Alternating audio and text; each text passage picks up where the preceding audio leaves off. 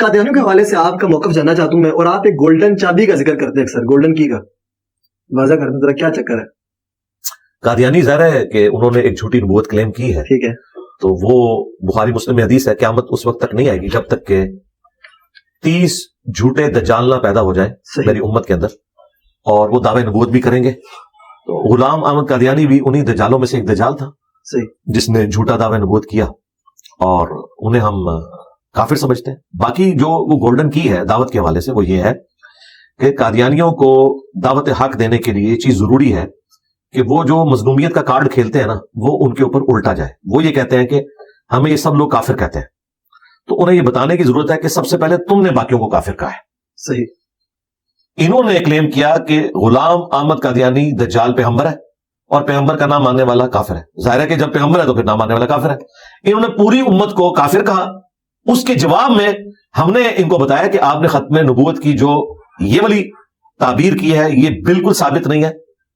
اگر خلافت راشدہ قائم ہوتی تو جو کچھ مسلمہ کذاب کے ساتھ حضرت ابوبکر صدیق رضی اللہ تعالیٰ عنہ نے کیا وہی کچھ ان قادیانیوں کے ساتھ ہوتا جنہوں نے غلام القادیانی کو اس وقت امتی نبی کلیم کیا اور ایکسپٹ کیا. انہوں نے ہمیں کافر قرار دیا. الٹا یہ کہتے ہیں جی نہیں ہم تو آپ کو مسلمان مانتے ہیں عموماً لوگ. تو وہ میں نے جو گولڈن کوڈ تھا میں نے کہا تھا کہ ان سے یہ کہیں کہ آپ ہمیں مسلمان مان لیں انہی نظریات کے ساتھ, ہم آپ کو مسلمان مان لیں گے اور ٹائم قیامت تک ہے. ہاں, اس کی وجہ یہ ہے کہ جس دن انہوں نے یہ مانا نا کہ انجینئر صاحب مسلمان ہیں باوجود اس کے کہ غلام احمد قادیانی کو وہ دجال سمجھتے ہیں, تو بھائی اس کا مطلب یہ ہے کہ غلام احمد قادیانی پھر نبی نہیں ہے. کیونکہ میں نبی کو دجال سمجھتے ہوئے بھی اگر مسلمان ہوں تو دونوں میں سے ایک بات ٹھیک ہوگی نا. میں مسلمان ہوں یہ تو بات آپ نے خود مان لی, تو اس کا مطلب ہے کہ میرا عقیدہ درست ہے کہ وہ دجال ہے. لیکن اگر آپ کہیں کہ وہ دجال نبی ہے اور میں مسلمان ہوں, یہ بیک وقت دونوں باتیں ٹھیک نہیں ہو سکتی. کیونکہ اگر آپ اسے نبی مانیں گے پھر مجھے کافر کہنا پڑے گا آپ کو, کیونکہ نبی کا انکار کرنے والا تو کافر ہوتا ہے. آج کوئی کہے کہ ہم رسول اللہ کا انکار کرتے ہیں آپ ہمیں مسلمان مان لیں, ہم کہیں گے آپ سارے پیغمبروں کو مان لیں, نبی الاسلام کو بھی مان لیں, کسی ایک پرانے پیغمبر کا بھی انکار کرتے ہیں تب بھی تم کافر ہو, کیونکہ لا نفرق بین احد من رسلی. تو اسے کہا جاتا ہے تعلیق بالمحال, کہ چونکہ یہ نہیں ہو سکتا وہ بھی نہیں ہوگا. یہ میں نے بات کی تھی جس کو انہوں نے کہا یہ کہتا ہے ہم قادیانی کو مسلمان ماننے کے لیے تیار ہے. تو یہ بات اس طریقے سے ہوئی تھی, اور یہ اسلوب قرآن میں بھی ہے.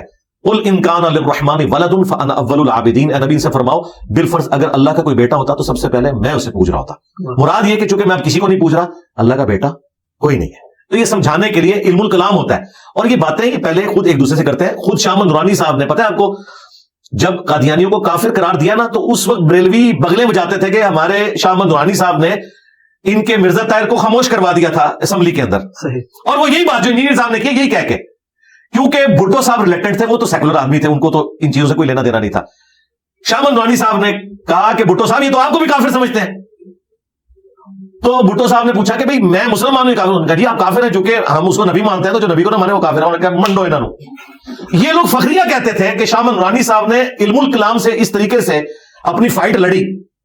تو یہی فائٹ ہم بھی آپ کو بتا رہے ہیں کہ جب کبھی یہ مظلومیت کا کارڈ کھیلیں آپ ان کے سامنے یہ بات رکھیں. صحیح ہو گیا.